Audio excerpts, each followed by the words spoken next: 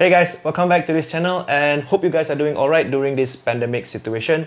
Now, we all know that most of us are currently under movement control order, which means we are doing our best as a society to help the current situation. Now, of course, at home, there's a lot of things to do, but today, we're going to share with you tips on how to wash your bike properly at home. You guys ready? Let's go. Shh. So if you take a look at the bike right now, it's very dirty. There's a lot of dust, there's a lot of grind, there's a lot of oil and stain from 3 weeks of riding. So it's time to clean the bike. In order to clean the bike, you need to prepare a few things. The first one would be the drivetrain cleaner. Make sure it's biodegradable. The next one would be the bike cleaner from Crankalicious. This is something we call the Pineapple Express. And of course, the last one would be bike spray to remove the water from the bike after rinsing or after cleaning it. So first, you gotta put the drivetrain cleaner on the container and do a dabbing by using the toothbrush. Now be generous about this because the more liquid you put on, the more it will do its job, because this acts like a degreaser. It's going to degrease all the dirt and all the particles, the dust, the oil away from your chain and also your gear system.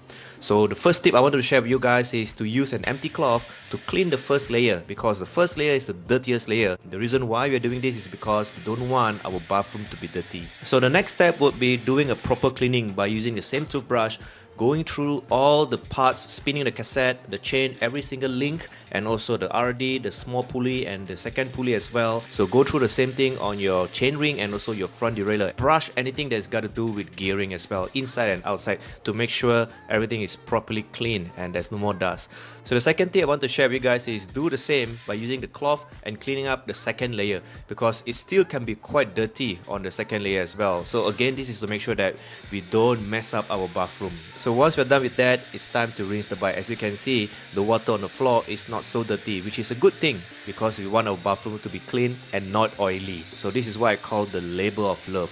Rinse the bike with water, make sure it's all soaked and the dust is all soaked with water as well. Make sure you're generous with this as well. Spray as much as possible so that the bike spray will take its time to sink in into all the holes, the places that we cannot access by using a normal brush or a normal finger. And once you're done with that, spray a little bit on your hand, and this is where the labor of love comes in.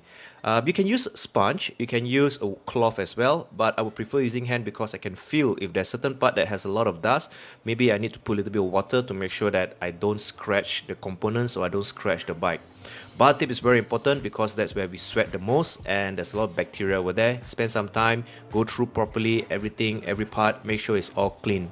Certain places that we cannot access with hands, we can use a brush like you see on the video right now. Make sure you brush it properly. The type of brush is also very important.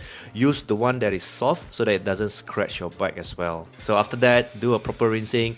Now the third tip that I wanted to share is when you're rinsing the bike, if you can, use warm water, because I read somewhere that warm water has a high tendency of removing dust and dirt as well. Once we're done with that, check the chain. If the chain is clean, it's a clear indication that the bike is clean as well. Good job for that. So next, you're going to use the bike spray to help us remove all the water so that it doesn't seep in into all these holes to create noise when we cycle. Next part is to allow the bike some time to drip off all the excess water, and then after that, use a microfiber cloth to dry the bike up. Now take your time, start from the top and slowly it progress to the bottom and making sure that the entire bike is dry. So here we go, the bike is all dried up and looking very clean. Check it out guys. So we're going to groom the bike a little bit by using a silicone shine and also the squirt chain lube. Spray the silicone shine on a piece of cloth, and then after that take your time, slowly wipe through the frame and the entire parts of the bike. This will make sure your bike is cleaner, it looks shiny like a showroom condition. So once we're done with that, the chain should be dry and it's time to lube the chain by using the squirt lube. Now I like to use this lube because it is biodegradable and it's easier to clean. It's time to sit down and enjoy, have a look at our bike, how clean it is, how shiny it is, and of course looking forward for the next ride out there.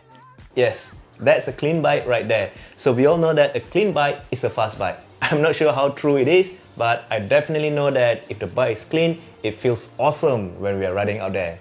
So, well, I kind of miss cycling out because of this movement control, and I'm sure staying at home is the best way of helping everyone out there and helping the world. But I really look forward for the situation to be even better and come back to the original state so that every one of us can go out there and enjoy a little bit of sun, enjoy a little bit of wind blowing, and enjoy our sports which we love so much. So if you like this video, click the like button, hit the subscribe, and of course, if you want to know more about bike videos, a lot of links on the description below. And until then, I'll see you guys on the next episode. Bye-bye.